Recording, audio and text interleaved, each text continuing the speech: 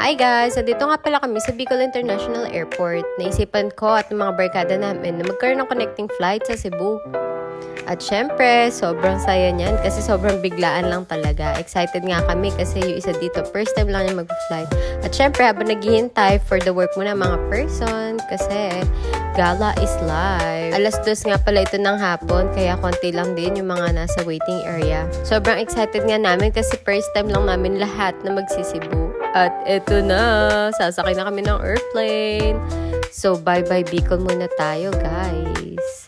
Sobrang tuwa nga namin kasi kaibigan namin talagang pinaupo namin sa window seat. At sobrang dami pa available seat kaya naghiwa-hiwalay kami para ma-enjoy ang view na to.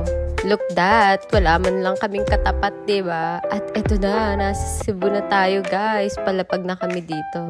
Hindi nga namin alam kung saan bintana titingin kasi pareho maganda yung view. At eto na, moment of truth, Mactan Cebu International Airport. At ready na ang mga paa namin na gumala. So, nag-grab pala kami papunta sa aming accommodation. Nga pala namin i-book around IT Park para malapit lang dun sa mga kainan at sa mga magagandang pasyalan.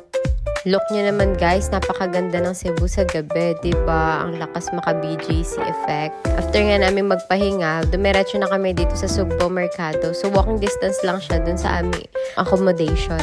Pagpasok nga namin, sobrang daming tao at lalo na mga foreigners. Ang daming choices din ng mga food stall dito kung saan makakabili kayo ng kung ano mang gusto nyo o kinikrave nyo.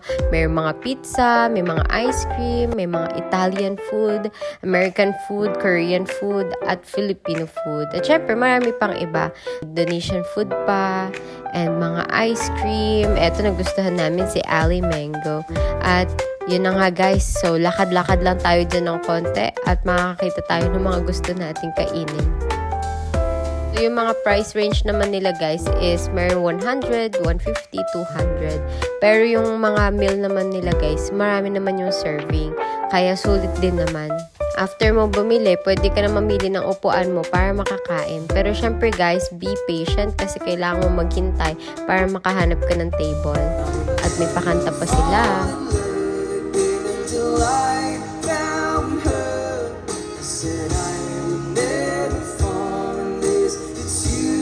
So, ito pala yung order namin. 150 each lang yan. So, dalawa na yung rice. Sobrang dami. Kaya sobrang sulit talaga. At ito na guys, lakad-lakad muna tayo.